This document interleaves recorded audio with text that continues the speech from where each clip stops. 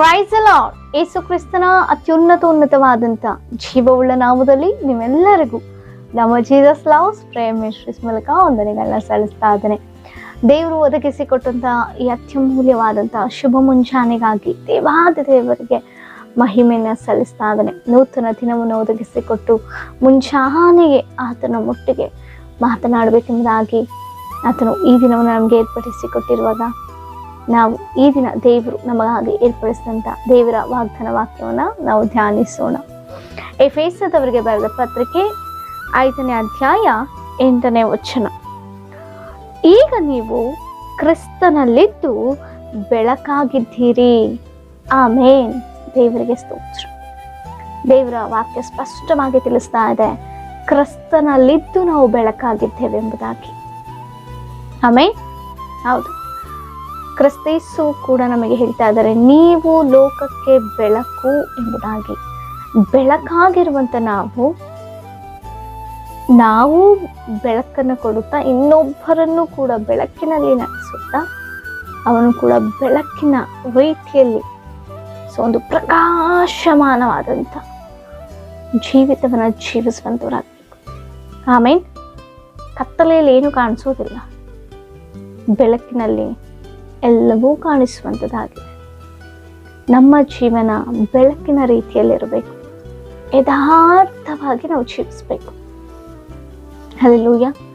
ಅನೇಕರು ಅಂದುಕೊಳ್ತಾ ಇದ್ದಾರೆ, ನಾನು ಬೆಳಕಿನಲ್ಲಿದ್ದೇನೆ, ನಾನು ಸಭೆಗೆ ಹೋಗ್ತಾ ಇದ್ದೇನೆ, ಆರಾಧಿಸ್ತಾ ಇದ್ದೇನೆ, ಪ್ರಾರ್ಥನೆಯನ್ನು ಮಾಡ್ತಿದ್ದೀನಿ, ದೇವರಲ್ಲಿ ಇಷ್ಟು ಕೃಪಾವನ್ನು ಕೊಟ್ಟಿದ್ದಾರೆ. ನಿಜವೇ. ಆದರೆ ಎಲ್ಲವನ್ನೂ ನಾವು ಮಾಡುತ್ತಾ ಕ್ರಿಸ್ತನು ನಮ್ಮಲ್ಲಿ ಇಲ್ಲದಿದ್ದರೆ ನಾವು ಬೆಳಕಿನಲ್ಲಿಲ್ಲ ಎಂಬುದಾಗಿ ಅರ್ಥ. ಅದೇ ಒಂದು ದೇವರ ವಾಕ್ಯ ಇರುತ್ತೆ, ನೀನು ಬೆಳಕಿನಲ್ಲಿದೆಯಾ ಎಂಬುದಾಗಿ ನೆನೆಸಿಕೊಂಡು ನಿನ್ನ ಸಹೋದರನ ನೀನು ದ್ವೇಷಿಸೋದಾದ್ರೆ ನೀನು ಕ್ರಿಸ್ತನವನಲ್ಲ ಎಂಬುದಾಗಿ. ಆಮೇನ್.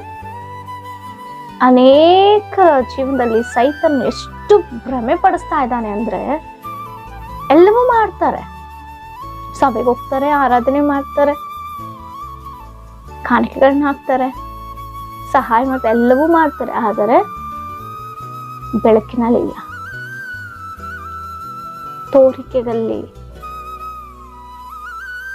ಎಲ್ಲವೂ ಮಾಡುವಂತವ್ರೆ, ಅಂತರಂಗದಲ್ಲಿ ಆತ್ಮದಲ್ಲಿ ಕತ್ತಲೆಯಲ್ಲಿ ಜೀವಿಸ್ತಾರೆ. ಹೀಗೆ ಒಂದು ಕುಟುಂಬ ಆಧ್ಯಾತ್ಮಿಕವಾಗಿ ನೋಡುವವರ ಕಣ್ಣಿಗೆ ಸಭೆಗೆ ಹೋಗುತ್ತೆ, ಭಯಭಕ್ತಿಯಿಂದ ಇರುವಂತವ್ರು ರೀತಿ ಇರ್ತಾರೆ. ಆದ್ರೆ ಆ ಸಹೋದರಿಯ ಗಂಡ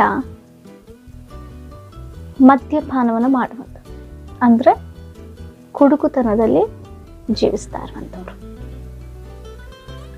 ನೋಡ್ಲಿಕ್ಕೆ ಕ್ರೈಸ್ತವೇ, ನೋಡ್ಲಿಕ್ಕೆ ಇತರರಿಗೆ ಸಭೆಗೆ ಹೋಗುವಂತವ್ರೆ, ಆತನ ಚೆನ್ನಾಗಿರೋ ಎಲ್ಲರಿಗೂ ಸಹಾಯ ಮಾಡ್ತಾರೆ. ಆ ಸ್ತ್ರೀಯ ಗಂಡ, ಆ ಸಹೋದರಿಯ ಗಂಡ ಎಷ್ಟು ಒಳ್ಳೆಯವರಪ್ಪ, ತುಂಬಾ ಜನಕ್ಕೆ ಹೆಲ್ಪ್ ಮಾಡ್ತಿದ್ದಾರೆ. ನಿಜವೇ, ಹೆಲ್ಪ್ ಮಾಡುವಂಥದ್ದಿದೆ, ದೇವರನ್ನ ಸ್ತುತಿಸುವಂಥದ್ದಿದೆ. ಆದ್ರೆ ಅವರಲ್ಲಿರುವಂಥ ಲೋಪ ಏನು ಗೊತ್ತಾ? ಕುಡಿಕತನ. ಅದು ಬೆಳಕಿನಲ್ಲಿರುವಂಥ ಜೀವಿತನ ಆಲೋಚನೆ ಮಾಡೋಣ. ನಾನು ಜಸ್ಟ್ ಎಕ್ಸಾಂಪಲ್ ಹೇಳ್ತಾ ಇದ್ದೀನಿ ಅಷ್ಟೆ. ಬೆಳಕಿನಲ್ಲಿದ್ರೆ ನಮ್ಮ ಜೀವನ ಯಥಾರ್ಥವಾಗಿರುತ್ತೆ, ಯಾವ ಲೋಪದೋಷಗಳು ಇಲ್ಲದಂತೆ ನಮ್ಮನ್ನು ಸರಿಪಡಿಸುವಂತ ರೀತಿಯಲ್ಲಿರುತ್ತೆ. ನಾವೇ ಅಂತ ಸ್ವಭಾವದಲ್ಲಿದ್ದು ಇನ್ನೊಬ್ಬರನ್ನ ಯಾವ ರೀತಿ ಬೆಳಕಿನಲ್ಲಿ ನಡೆಸ್ತೇವೆ? ಹೌದಲ್ವಾ? ಆಲೋಚನೆ ಮಾಡೋಣ. ಅನೇಕರು ಅಂದುಕೊಳ್ತಾ ಇದ್ದಾರೆ, ನಾವು ದೇವರ ಸಮ್ಮುಖದಲ್ಲಿ ಇದ್ದೇವೆ, ಪ್ರಾರ್ಥನೆ ಮಾಡ್ತೇವೆ, ಎಲ್ಲವೂ ಇದೆ ಎಂಬುದಾಗಿ. ಆದರೆ ನಿಜವಾಗಿಯೂ ಒಂದು ಪರಿಸ್ಥಿತಿಯನ್ನು ನಾವು ಕತ್ತಲೆಯಲ್ಲಿ ಜೀವಿಸ್ತಾರೆ. ಯಾಕಂದ್ರೆ ಆ ಕ್ರಿಸ್ತನಿಲ್ಲ. ಕ್ರಿಸ್ತನಿದ್ರೆ ಜೀವಿತ ಬದಲಾಗುತ್ತೆ, ಸ್ವಭಾವಗಳು ಬದಲಾಗುತ್ತೆ. ಆಮೇನ್. ನಾವು ಗ್ರಹಿಸಿಕೊಳ್ಳಬೇಕದನ್ನ. ಅದಕ್ಕೆ ದೇವರ ವಾಕ್ಯ, ಈಗ ನೀವು ಕ್ರಿಸ್ತನಲ್ಲಿ ಬೆಳಕಾಗಿದ್ದೀರಿ. ಏಸ್ ಕ್ರಿಸ್ತನಲ್ಲಿ ಇದ್ದುಕೊಂಡು ನಾವು ಬೆಳಕಾಗಿದ್ದೀವಿ. ಕ್ರಿಸ್ತನಿಲ್ಲದಿದ್ರೆ ನಾವು ಕತ್ತಲೆ. ಆಮೇಲೆ ಒಂದು ಬಾರಿ ನಮ್ಮ ಅಂತರಾತ್ಮವನ್ನ ನಾವು ಕೇಳ್ಕೊಳ್ಳೋಣ. ಕ್ರಿಸ್ತನು ನನ್ನಲ್ಲಿ ಜೀವಿಸ್ತಾ ಇದ್ದಾನ? ಕ್ರಿಸ್ತನು ನನ್ನಲ್ಲಿ ಜೀವಿಸೋದಾದ್ರೆ ನಾನು ಪಾಪಕ್ಕೆ ಅವಕಾಶ ಕೊಡೋದಿಲ್ಲ, ದುಷ್ಕಾರ್ಯಗಳಿಗೆ ಅವಕಾಶ ಕೊಡೋದಿಲ್ಲ, ದುರಭ್ಯಾಸಗಳಿಗೆ ಅವಕಾಶ ಕೊಡೋದಿಲ್ಲ. ಯಾಕಂದ್ರೆ ನನ್ನಲ್ಲಿ ಕ್ರಿಸ್ತನು ಜೀವಿಸ್ತಾ ಇದ್ದಾನೆ. ಕ್ರಿಸ್ತನು ದುರಭ್ಯಾಸವನ್ನ ಮಾಡೋದಿಲ್ಲ, ಕ್ರಿಸ್ತನು ದುರ್ಭಾಷೆಯನ್ನ ಮಾತನಾಡೋದಿಲ್ಲ, ಕ್ರಿಸ್ತನು ಪಾಪವನ್ನ ಮಾಡೋದಿಲ್ಲ. ಪಾಪವನ್ನೇ ಅರಿಯದಂತ ಕ್ರಿಸ್ತನು ನನ್ನಲ್ಲಿರುವಾಗ ನಾನು ಯಾವ ರೀತಿ ಆ ರೀತಿ ನಡ್ಕೊಳ್ಳಿಕ್ಕೆ ಸಾಧ್ಯ ಆಗುತ್ತೆ? ಆಮೇಲೆ ಕ್ರಿಸ್ತನಲ್ಲಿದ್ದು ನಾವು ಬೆಳಕಾಗಿದ್ದೇವೆ. ಅದು ಜಾಗೃತಿ ಉಳ್ಳವರಾಗಿ ಅನುಸಾರ ಮಾಡುವಂಥವರಾಗಿರ್ಬೇಕು ಪ್ರಿಯರೇ. ನಾನು ಬೆಳಕು. ನಾನು ಬೆಳಕು. ದೇವರನ್ನ ಬೆಳಕೆಂಬುದಾಗಿ ನನ್ನನ್ನ, ನಿಮ್ಮನ್ನ, ನಮ್ಮೆಲ್ಲರನ್ನ ಬೆಳಕನ್ನು ಎಂಬುದಾಗಿ ಕರೆದಿದ್ದಾರೆ. ನಾವು ಅನ್ಕೊಳ್ಬೇಕು, ನಾವು ಬೆಳಕು, ನಾನು ಬೆಳಕೆಂಬುದಾಗಿ ನಿಮಗೆ ನೀವು ಅನ್ಕೊಳ್ಬೇಕು. ಅನ್ಕೊಳ್ಳುವಾಗ ನಮಗೆ ಒಂದು ಎಚ್ಚರಿಕೆ ಉಂಟಾಗುತ್ತೆ. ನಾನು ಬೆಳಕಿನಲ್ಲಿ ನಡೆಯುವಂಥವಳು, ಅದು ಕತ್ತಲೆ ಕಾರ್ಯ, ಅದು ನನಗೆ ಸಂಬಂಧಪಟ್ಟಿದ್ದಲ್ಲ. ಆಮೇಲೆ ಬೆಳಕೇನ್ ಮಾಡುತ್ತೆ ಗೊತ್ತಾ? ಮತ್ತೊಬ್ಬರಿಗೆ ಬೆಳಕನ್ನು ಕೊಡುತ್ತೆ, ಕತ್ತಲೆಯವರಿಗೆ. ಆಮೇಲೆ ನಾವು ಆ ರೀತಿ ಪ್ರಕಾಶವನ್ನು ನಾವು ಜೀವಿಸ್ಬೇಕು. ದೇವರು ಅಂತ ರೀತಿಯಲ್ಲಿ ಪರಿಶುದ್ಧಾತ್ಮ ಆ ರೀತಿಯ ಜೀವಿತವನ್ನು ಜೀವಿಸಲಿಕ್ಕೆ ದೇವರು ತಾನೇ ಕೃಪೆ ಮಾಡಿಕೊಡ್ಲಿ. ನಿಮ್ಮ ಏನೇ ವಿಜ್ಞಾಪನೆಗಳಿದ್ರು ಕಮೆಂಟ್ಗಳ ಮೂಲಕ ತಿಳಿಸ್ಕೊಡಿ. ನಿಮಗಾಗಿ ನಾವು ಪ್ರಾರ್ಥಿಸಲಾಗಿದೆ. ಪ್ರಾರ್ಥನೆ.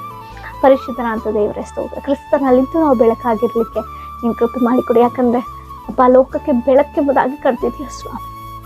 ನಾವು ಬೆಳಕಿನ ನಿಟ್ಟಿನಲ್ಲಿ ಜೀವಿಸ್ಬೇಕು, ಯಥಾರ್ಥವಾಗಿರುವಂತೆ ಸಹಾಯ ಮಾಡಿ.